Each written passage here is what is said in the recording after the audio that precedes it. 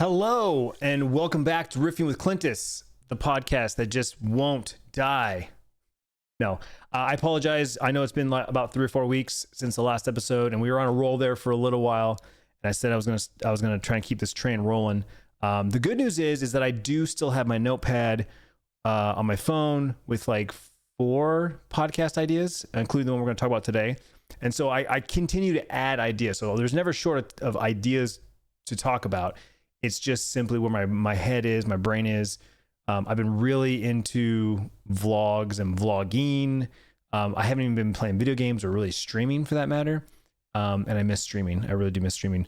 But anyway, today I want to talk about living in my head, my imagination, my overthinking, and my what-ifs. And this is going to be like more of a personal reflection, not necessarily about creativity or content, right?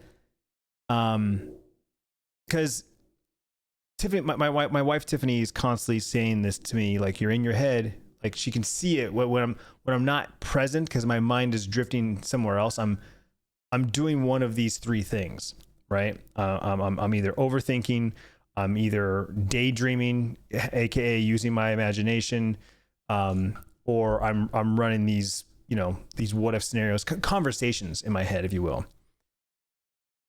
And honestly, it's been like this for as long as I can remember.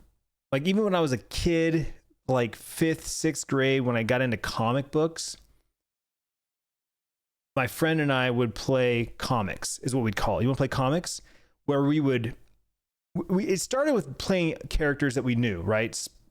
Spider-Man, Wolverine, whatever. But obviously we can't do all the cool things that the comic book characters can do. We can't climb walls, we can't shoot web, we can't, move things with our minds, that kind of thing. So what we ended up doing was creating our own comic book characters, and they're more realistic, right? And I don't know if my friend did, but I definitely collected comic book cards. So trading cards around comic book characters, right? Specifically Marvel. And I still to this day have 2 full sets. I don't know if they're worth anything, but they're around somewhere. But each character would have its own card, right? And on the back of the card, it had like stats. It would say that, Wolverine, my favorite comic book character of all time, he would have like a 3 strength, he'd have a 7 stamina, and he obviously would have like a 9 durability because he could regenerate, right? And then it'd be like, it would list his like skills. He's super good at martial arts, and he's got adamantium claws, and so it would list all that, right? And then it would list like a little brief history about him or a blurb about him or whatever, right? That's what the cards were. So we would use this model to create our own characters. We would create a character, we'd come up with a name, and we'd come up with all these stats, and we'd have to like argue, like, you can't have a 6 in that one and a 6 in that one. It'd have to be like a 6 and a 2, or an 8 and a 2, or whatever. But my point is that as far as I can remember back then, using my imagination, right? Like envisioning things and playing in the real world, but in an imaginary like layer, if you will, right? And like I said, this was like 4th, 5th, 6th grade, that time frame, because I can picture where I lived and who I was playing with.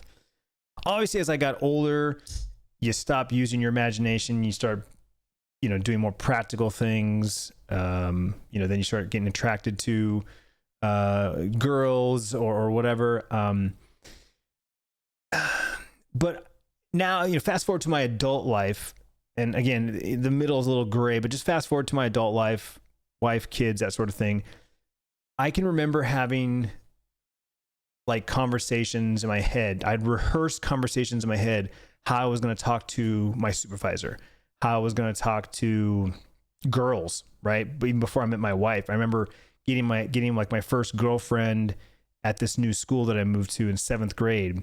Day 2, got a new girlfriend, and I talked to my mom for hours running scenarios like, what if this, and what if this, and what if this. I was so nervous, right? I was like, I never really had a girlfriend in elementary school, right? Like, there was one technically.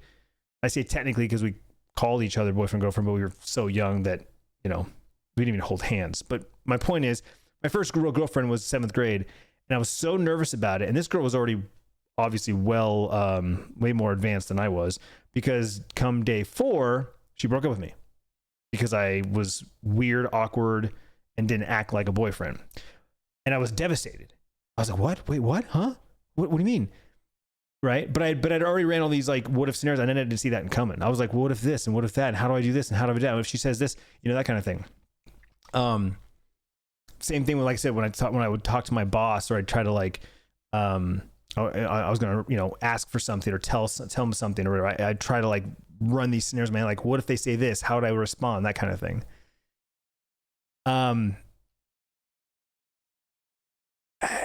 And there's really, that's the preparation. There's really not a way to prepare for these conversations other than to run them in my head, and sometimes they would never happen. Most of the time they never happen. I would run all like every possible scenario, and obviously only one outcome would happen. So obviously it was a lot of wasted time. And honestly, I look back on it as probably a lot of it really exhausting. Today, I'm used to it. It's just the way my brain functions and works. And it's not 24/7. It's just in certain scenarios and certain situations, but it does happen often enough that my wife notices and, calls me out on it, that sort of thing. I think there's a little bit of comfort though, because I feel like I am more prepared for certain conversations. I am prepared for more certain situations, but it's very situational, right? Because I'm not a prepper. I'm not a planner. My natural state is not to prep and plan things and think of all the different scenarios. Like, that's not who I am. It's more of like, if this person were to come up to me and ask me this question, how would I respond? If I walked up to this person to ask them this question, and these are the 3 possible answers they can give me, how would I respond to each one? Like, I mentally prepare for that conversation, The upside is being mentally prepared, emotionally self-aware. Often I'm anticipating others' reactions so that, like, because I'm not very quick either. Like, I'm not a quick to respond, which has always been one of my areas of opportunity, if you will, is if I were to ever have some kind of quick altercation with somebody, I'm not very fast to respond. I'm the kind of person that, as I walk away, shit, I should have said this. Damn it, I should have asked them that. Like, I'm very much like moments later, like I only needed a few more moments, but just in the moment, on the spot. Now granted, with that being said, I am quick to, I roll with the punches. I'm quick to just pivot and what's the word I'm looking for? Adapt, like, again, it's situational. I'm able to pivot and to, move quickly when I need to and figure things out on the fly. Right. That is definitely my style. Again, not being a planner, I kind of just figure shit out along the way. Kind of how I got here. But the downside, excuse me, I just chugged a drink right before I started. This is probably a bad idea. The downside is I am an overthinker, right? I stress about things that haven't happened. I spiral into analysis paralysis. I'm super guilty of analysis paralysis, right? I've gotten better. I remember at some point, I want to say all the way back in college, I had this mentality of like, I have to make a decision. Just make a decision and go all in on it. Like, just fuck it. You can't like take a step forward and go, ooh, I don't know. No, like, you have that moment before you take a step, left or right, left or right, left or right. I'm going right. And then you take the step into the doorway and you fully commit, and it is what it is. Right. And I've had that mentality about, deleting something or submitting something or, committing to something. Like, once you hit that send button, there's no undo, right? You can't control Z an email or a message, right? And God, I'm 43 years old. There's so many examples of both scenarios. I think, saying yes to certain opportunities. I always said how my life has been one serendipitous moment after another, and I'm definitely waiting for the next serendipitous moment. It's been a while since I've had one, so I'm ready. But like when so how I got to where I'm at today, I can literally pinpoint these serendipitous moments of being at the right place at the right time, you know, dating all the way back to, I was working at Home Depot. Someone I met on the set of a movie. God, look, okay, let's go back to college. I'll go back to college. I was a senior getting ready to graduate. My professor said, hey, there's this independent film being made here. They're looking for people to work, you know, on the set. There's no pay, but you get experience. I'm like, sign me up. And I went. I was a PA on the set of this movie, and the sound guy on this movie was directing this other movie, and he reached out to me and said, hey, we're looking for an editor. If I remember correctly, you know how to edit. I said, absolutely. I just graduated college, got a degree. I'd love to freaking edit. I was stoked. I'm getting my first feature-length film to edit. Let's go. Right out of college. So I started editing the movie, started working at Home Depot. Sierra was born, right? So that's the time frame. The guys that were paying to make the movie, they were the ones that wrote it and were the stuntmen and actors in the movie. Just ended up reaching out to me saying, hey, we'd like to hire you to come work for this parent company that's producing the movie and funding it. Come work for us, edit the movie, but also edit other projects they're working on, maybe even be a cameraman. I was like, let's go. Like, this is like my dream job, and it's here local. Let's go. Quit my job at Home Depot, went to work for these guys, did that for 2 months. The studio went out of business, closed up shop, but these guys were still making movies. And we're like, look, we know you have a family, a house, blah, blah, blah, but we're going to continue doing our thing, continue making movies. We'd love for you to come on board, but we can't pay you. So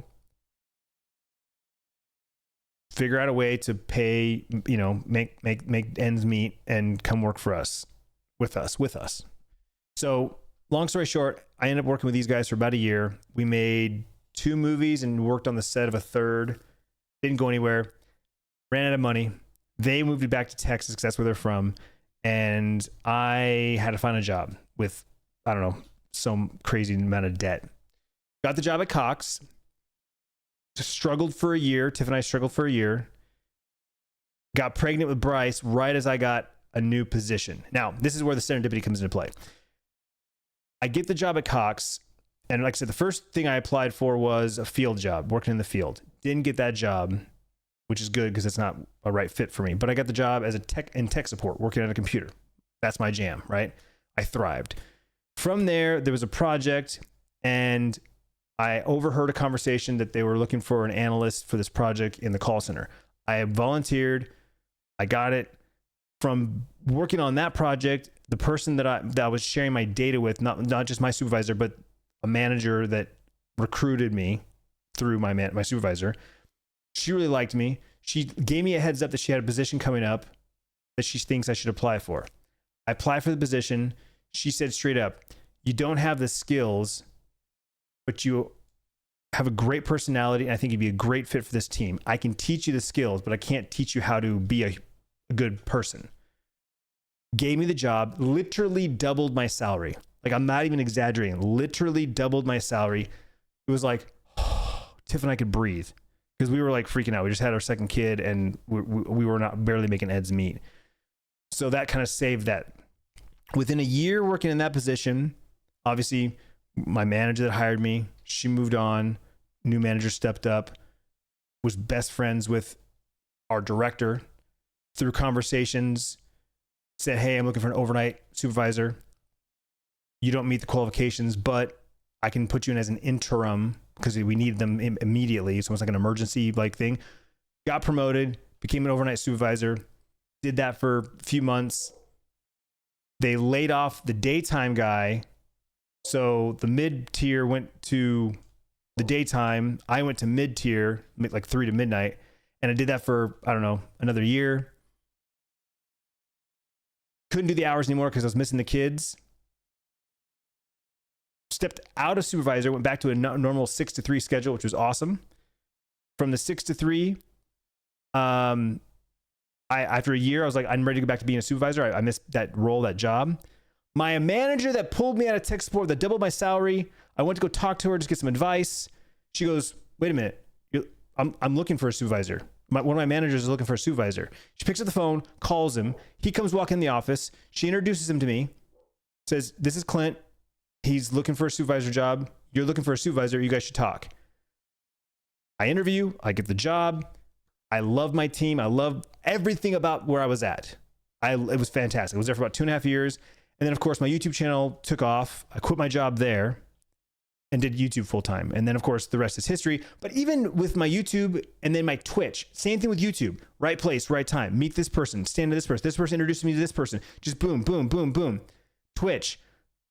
Go to TwitchCon. Go to this panel. See this person that I knew from YouTube. They say, hey, I'm going to this thing at night. You should come with me. I do. He introduced me to this person. I go to a party that I wasn't even invited to. I meet my new partner manager. I get a contract with Twitch and get paid. Like all of these things, just serendipity, right? And every one of those situations, I'd run conversations in my head. What if this? What if that? So this person said this. I wonder what he means by that. Do some research. Like that's where like it just kind of almost like spirals, if that makes sense. Sorry, that's a long example. That's me. The serendipitous moments, I think, because I put myself in these positions. I put myself in these situations. Tiffany used to make fun of me because I would there'd be someone kind of like someone over here, right? I don't want to say someone important because that's subjective, but like there's a person of note, right? A noteworthy person over here. Because I'm at a party, I'm at a conference, I'm at a whatever. And there's someone over here that like, I would put myself in a position where I'd be an earshot away or make eye contact or I knew some kind of information and I would kind of put myself in that situation where an opportunity could happen, right? I've never been a salesman. I've never been forceful. I've never been the guy that walks up and say, hey, how you doing? Nice to meet you. I'm so-and-so. I'm a big fan.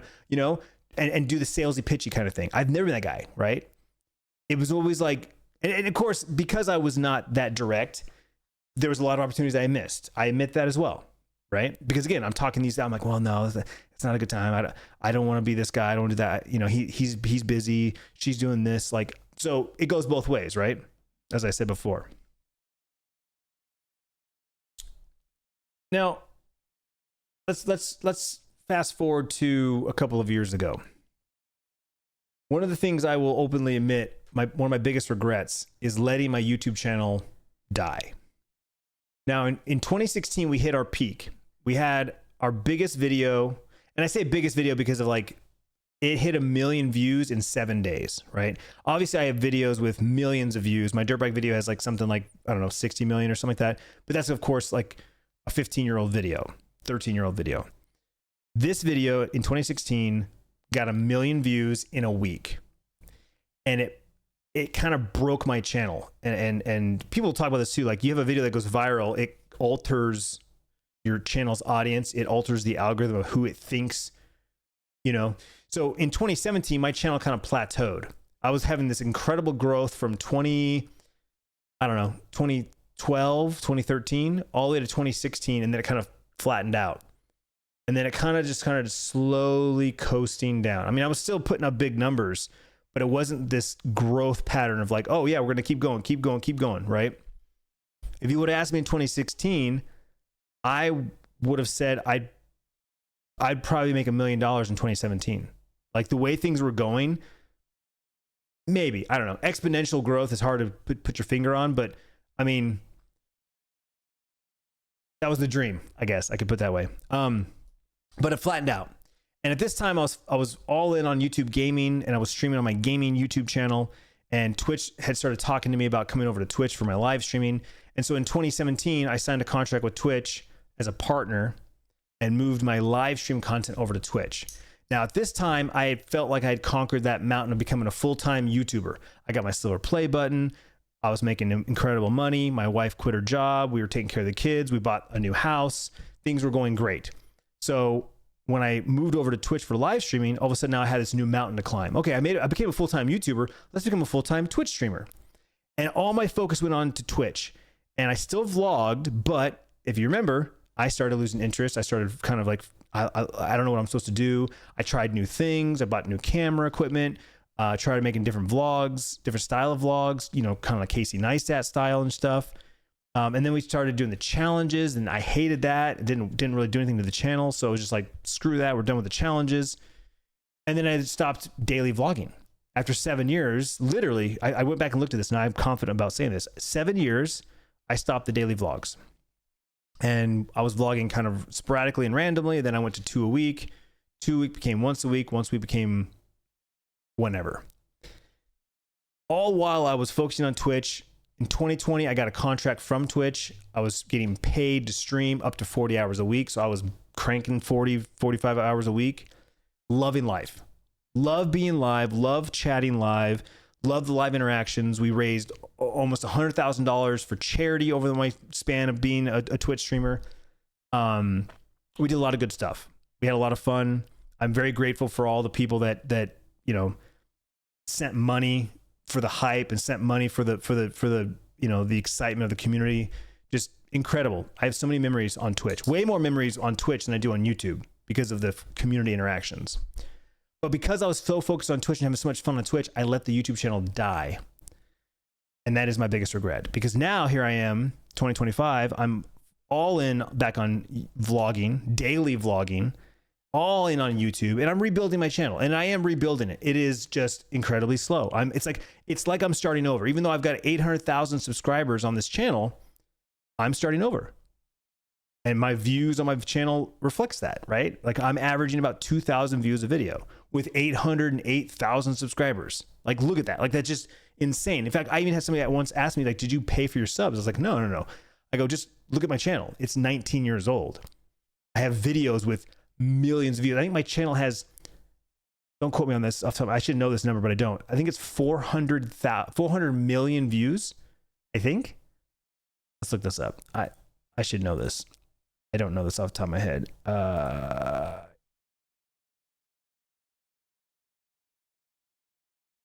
have 4.4.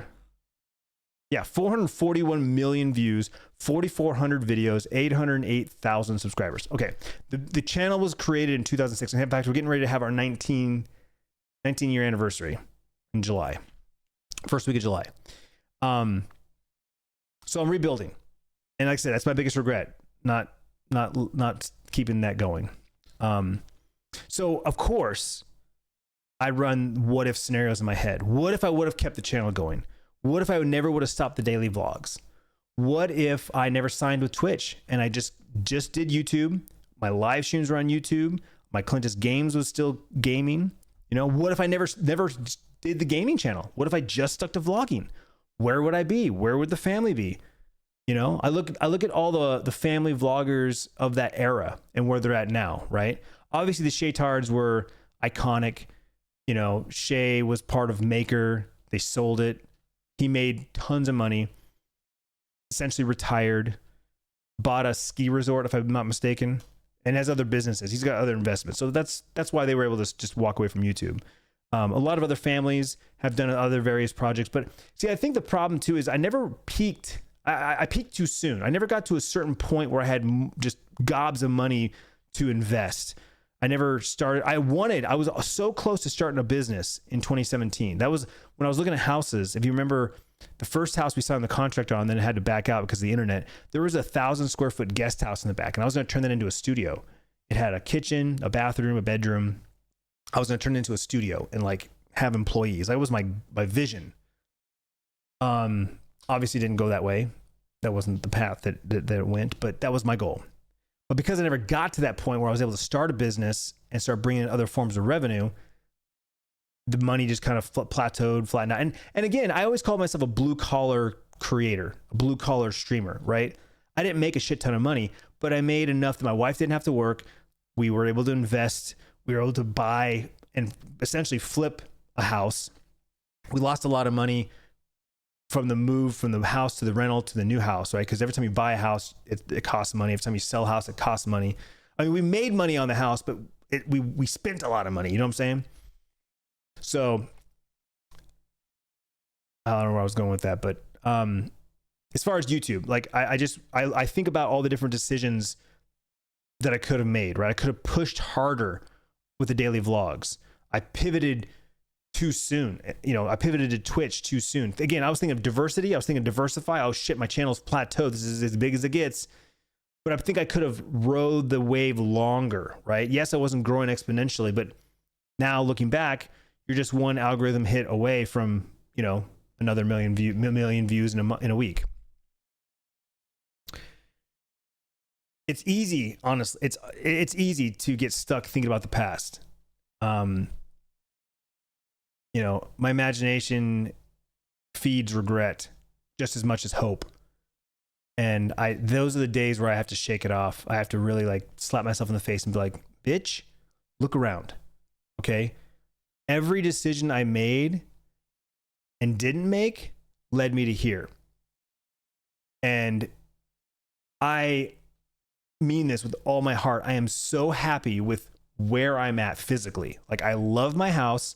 I love my neighborhood. I love my community. Like, when I say I never want to move again, I literally mean I would be happy never moving again. I'm so happy where I'm at physically. But I wouldn't have gotten here if we didn't, you know, buy the big house, because the big house is what brought us out here in this area, right? And if you go back and watch the vlogs, we said this literally the week we moved into the big house. Tiffany said we should have moved into Verado. That's what she said. Like, literally, she's like, oh, we should have just moved into Verado. Like, I'm talking the first week we bought the fucking house. I was like, are you fucking kidding me? You know what I'm saying? So again, just it all roads led to here. So no regrets, you know, in the grand scheme of things. But, you know, living in your head is a trap. It really is. You know, the tension between my imagination and action, you know, daydreaming and actually doing. Obviously, when I'm daydreaming, I'm not doing whatever I'm supposed to be doing. You know, I catch myself daydreaming in the car, you know, to the point where sometimes I blink and I've traveled 5 miles down the freeway. I'm like, holy shit, what? I'm already here. I'm already past this intersection. And there's definitely some, you know, there's some ideas that just never leave my head because they never actually come to fruition. So I'm just constantly like here's one. I'm always thinking about van life. I watch a lot of vlogs that are van lifers. I'm a big fan because it's a constant stimulant, you know, constant stimulation. They're traveling, they're seeing new places, new things. You know, I was just watching Roman Atwood's a recent vlog where he had an RV and took his little family, new kids to, you know, RV park. And right away, it looks like Lolamai. And I'm like, oh, dude, I miss Lolamai. And then I started having all these thoughts of like, my kids have got all those memories of camping with Mima, Papa, the Bevos, the Swags, right? Lolamai, Williams up at the Grand Canyon. I mean, we camped all over Arizona, right? We have those memories. So even though I love where I live and like practically speaking, I never want to sell this house and move. The one possibility, and this is a big like if, right? This is a big like would be sell this, buy an RV or van and drive around the country for X amount of years. Now, I'm 43, my wife's 43. Are we too old for that? Like to live on the road, to live in a van or live on an RV? I don't know. As a second home, as a summertime thing, especially right in Arizona right now, her parents are off in their RV. That's more reasonable. I think realistically, we don't like go van life it and live in it. We buy one and we're gone for a month at a time. I can see that. That's more practical. That's more realistic. Just expensive. I mean, very much. I mean, if I were to sell everything I own, like literally sell everything I own, buy myself a nice van, I could live off of YouTube and or streaming probably for the rest of my life with the money that I would, you know, make and then put away. And I could probably live off of what I make off of YouTube and streaming if I had like, you know, lived in a van or an RV. Pretty confident about that. Maybe that's my retirement. Maybe we do that when I'm 65. I don't know.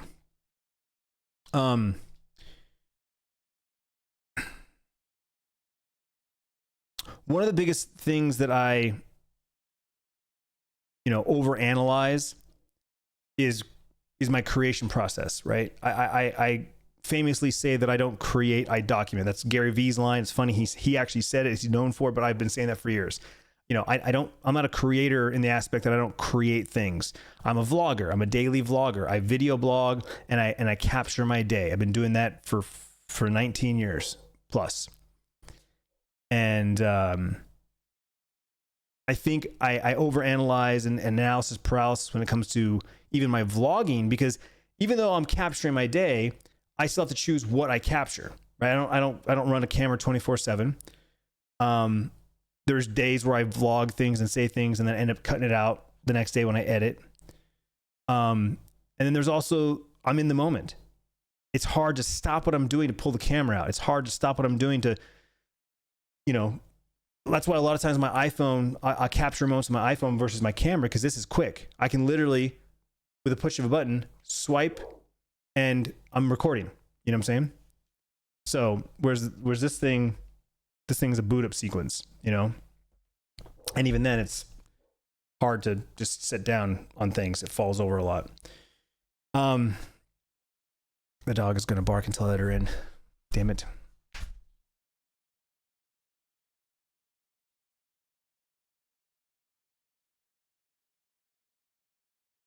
Sorry. Okay. You know, someone asked me, what do you feel like stops you more from creating, fear or failure? And I thought about that and I was like,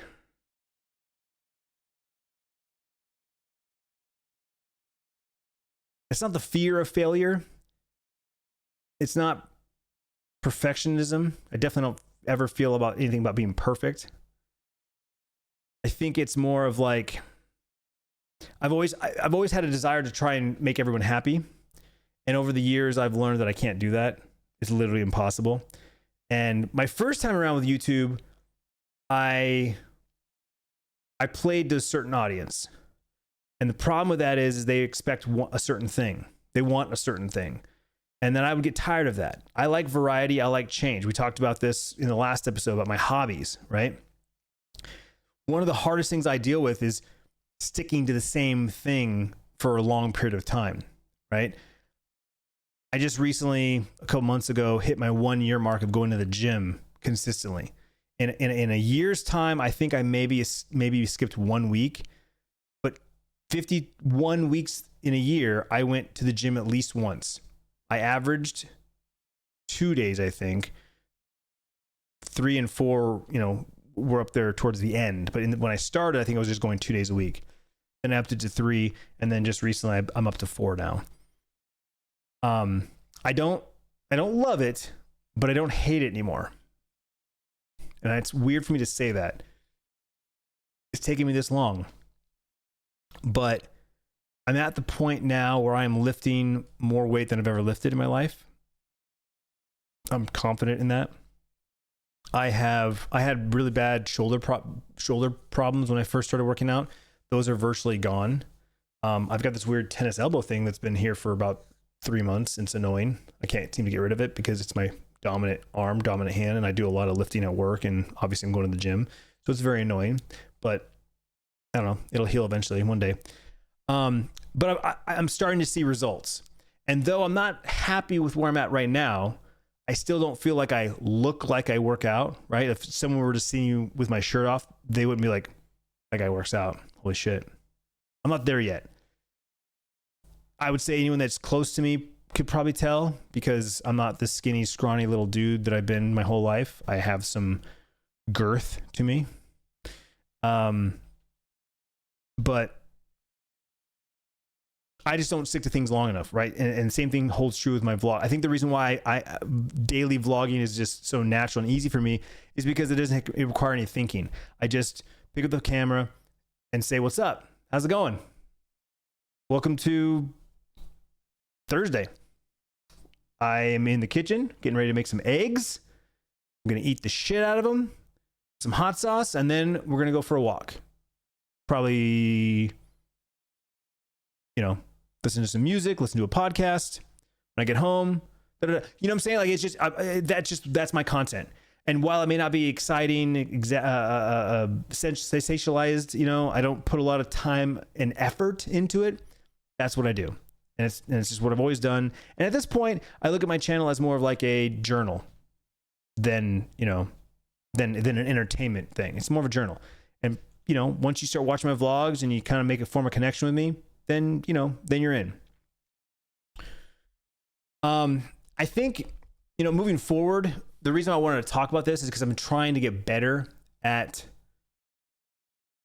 all these things I've been talking about. Right now, the imagination thing is just whatever. You always have an imagination, and honestly, I'm proud that at 43 I still have an imagination.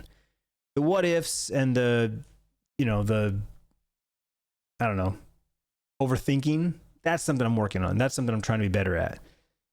I'm trying to act more, right? Be faster at my decisions. Don't spend so much time on what ifs. It's like, okay, it's either this or it's either that. You know, it's one of the things I taught my kids in a young age is consequences, right? When you're brought to a decision, thinking about, okay, if I go left, this is a potential. These are the two outcomes. These are two possible outcomes, basically, right? Are you okay with these two possible outcomes? And if you are, then yippee-ki-yay, go for it. You know what I'm saying? But if one of those possibilities is like, yikes, then you know, then think about your decision more. Think about the you know, like if one of the possible outcomes is a no, then maybe you shouldn't be doing that, because if that's a possibility, then it's not worth it. You know.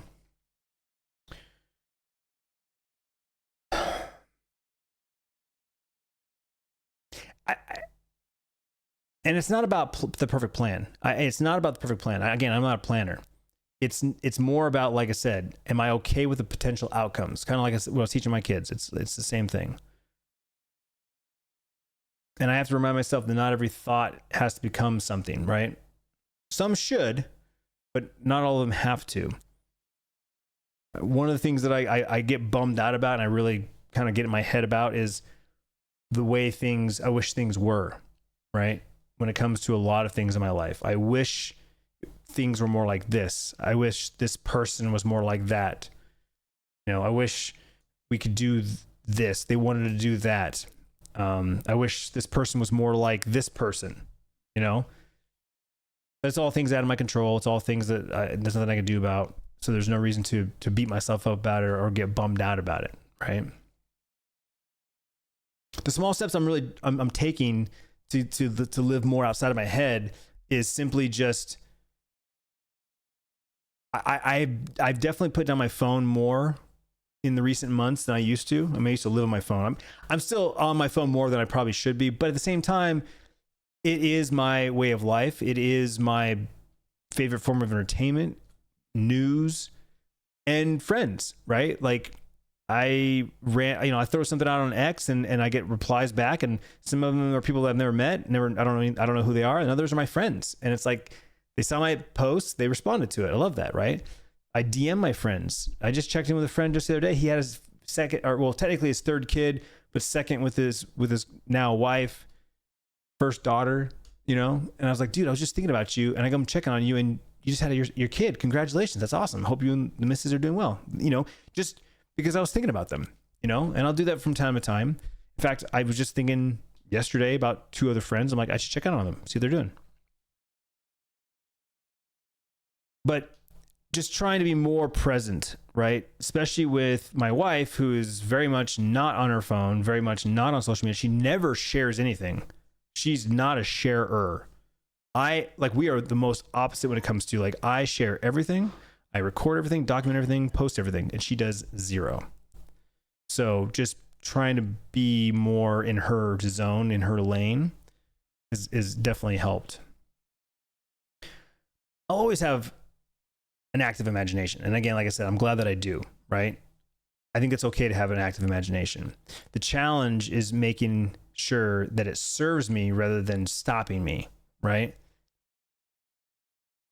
Trying to not spend so much time thinking about what if scenarios. And really that's the crux of it. My imagination is great. It's the what if scenarios. It's running an imaginary situation in my head. What if we would have done this? What if we go here? What if I propose this to Tiffany or the kids or my dad?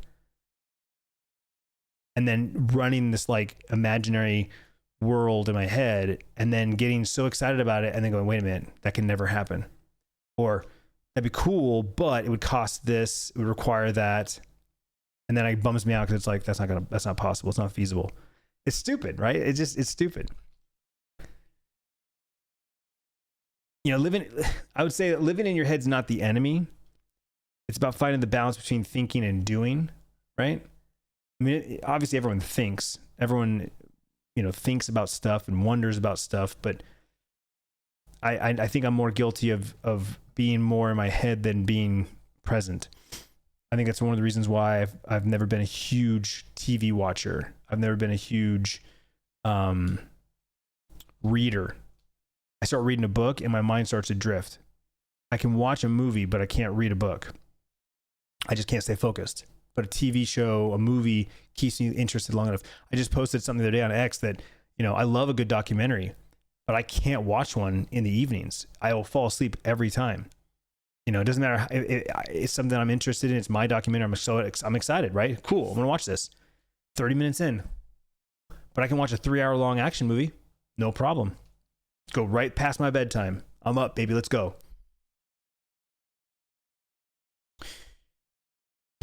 I don't know. That was kind of a lot of randomness. The idea, though, with like I said, just being in my head, active imagination, what if scenarios. Do you get stuck? I mean, do you have any of those same tendencies? Do you get stuck in your head? What's something that you've imagined, but haven't acted on yet? Do you have something like that? Let me know in the comments below. If you're listening to this somewhere on one of the podcast feeds, you can hit me up on X or Instagram at Clintus. I'm just curious. Share your experience with overthinking or imaginative like spiraling. You know what I'm saying? Like I'm curious. I'd like to know. And that's all I got for you today. Thank you so much for listening. I do appreciate it. If you're listening to this podcast in the podcast feed, there is a video portion on YouTube. You can watch this / listen to this on YouTube at youtube.com/Clintus. And if you're watching this on YouTube, there's an audio version anywhere you listen to podcasts, Google, Spotify, Apple, Slacker, all that good stuff that goes out to the RSS feeds like a traditional podcast. So you can listen or watch however you like. A Spotify video as well. And I don't know off the top of my head what the next episode would be, but let me look real quick. Don't go. It's right here. Podcast. Where is it? Podcast. There it is. Selflessness versus selfishness. Giving up my time for others. That's the next topic, the next podcast episode. So stay tuned for that. I will try my damnedest to get that up next week. And with that being said, thank you so much for listening and watching, and I will see you on the next one. Don't forget, new vlog, 6 a.m. Pacific, right here on Clintus.tv. Bye.